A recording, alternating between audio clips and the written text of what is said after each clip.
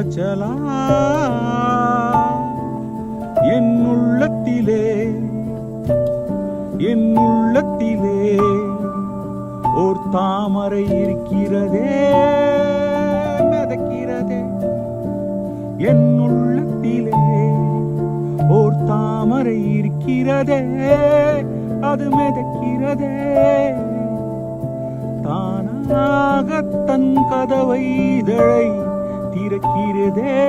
திறக்கிறதே, என் மனதை உள்ளே அழைக்கிறதே,